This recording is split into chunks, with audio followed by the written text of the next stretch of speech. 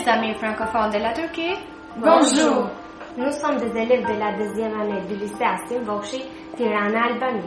Vous envoyez un message particulier, un message d'amitié, qui répond juste à votre sujet de francophonie pour cette année. Nous avons bien aimé le sujet du concours de la francophonie 2015. Voulant contribuer à un aspect particulier, nous avons pensé au concours vous saluer avec un reportage très particulier. Témoigner comment le français a été un pont d'amitié entre l'Albanie et la Turquie. Un pont qui nous a emmenés vers le progrès et l'Europe. Devant moi, c'est le premier dictionnaire français-turc rédigé par la personnalité de la Renaissance albanaise, Sami Frashi, philosophe et écrivain, qui a servi pas seulement aux savants, mais aussi aux étudiants du XXe siècle, en Turquie et en Albanie.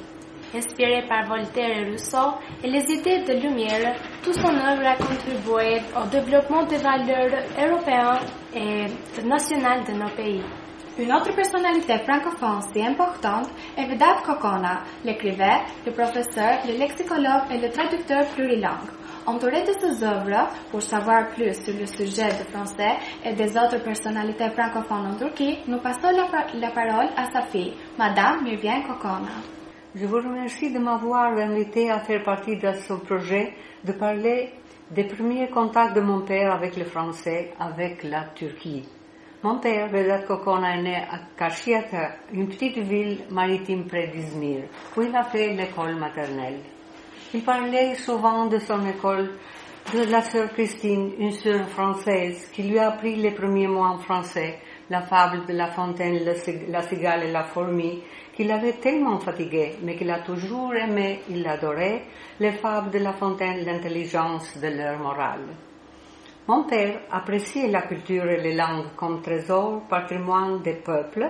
Il disait que les cultures sont toutes importantes, car les peuples qui les ont créées sont grands, chacun a sa culture qui mérite d'être respectée. Aujourd'hui, dans les jours de la francophonie, on nous voit l'importance de la culture française, de la culture et d'échanges entre les peuples. Les échanges sont réciproques, ça vient même du vrai sans du mot. Les gens en doivent profiter pour valoriser leur tradition et leur réussite, les rendre au service du progrès de la société entière.